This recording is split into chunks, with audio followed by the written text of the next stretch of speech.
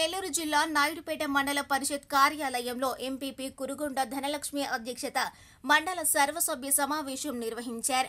ఈ సమావేశంలో ఎంపీటీఓ సురేష్ బాబు, తహసీల్దార్ మాగర్ల రాజేంద్ర, సిడిపిఓ ఉమా మహేశ్వరీలతో పాటు ఆయా శాఖల అధికారులు హాజరయ్యారు. ఈ సందర్భంగా శాఖల వారీగా గ్రామాల్లో చేపట్టాల్సిన అభివృద్ధి పనులపై సమీక్షించారు.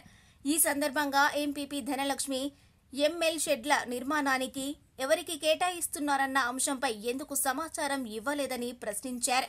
కనీసం పంచాయతీ సర్పంచులకు కూడా సమాచారం ఇవ్వకుండా షెడ్లు కేటాయించడం సరికాదన్నారు.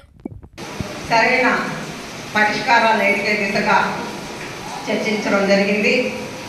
దీనికి ఈరోజు ఈ సమావేశంలో అన్ని డిపార్ట్మెంట్కి సంబంధించి సమీక్ష జరిగి ప్రతి పంచాయతీలో జరిగే అభివృద్ధి కార్యక్రమాలు కానీ ఆ గ్రామ సమస్యలను కానీ సభ దృష్టికి తీసుకురావడం వల్ల దీనికి రాబోయే కాలంలో మంచి పరిపాలన, మంచి వ్యవస్థల్ని మన పంచాయతీలో తీసుకురావడానికి అవకాశం ఉంటుంది. కాబట్టి వర్షం వల్ల ఇంకా చాలామంది ఏఈ గారు కూడా కలిపేడులో మెయిన్ లైన్ లాగుతున్నామన్నారు, వచ్చి జాయిన్ అవుతా అంటున్నారు. ఈ వర్షంలో కొంచెం వెనక ముందు ఏపీఓ గారిని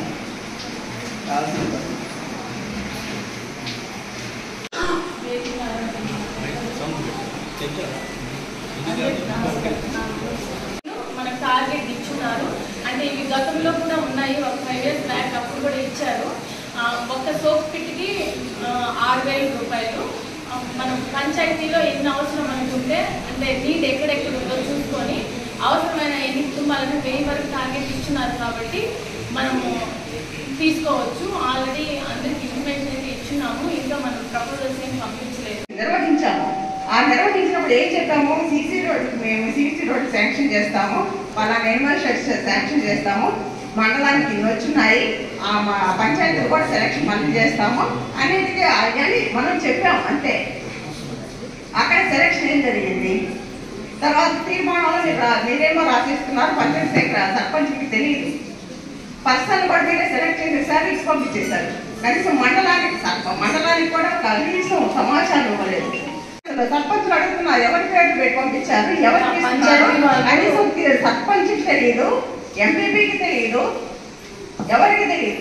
సర్పంచులకి ఆ ట్రాన్స్ఫర్ జరిగినప్పుడు వాళ్ళు పంచాయత్ సెక్రటరీ ఇంటిమేషన్ ఇచ్చి మాట్లాడుకొని పెట్టుంటారని మేము అనుకున్నాం మేడం. వాళ్ళకి ఇంటిమేషన్ లేదని, అంటే సర్పంచ్ వారికి నేను ఎక్కడ ఎప్పుడు కూడా వాళ్ళకి ఇంటిమేషన్ చేయలేదు. వాళ్ళు చేసుకుంటారు కదా అని మేము వాళ్ళు సమాచారం మాకెందుకు ఇవ్వలేదు?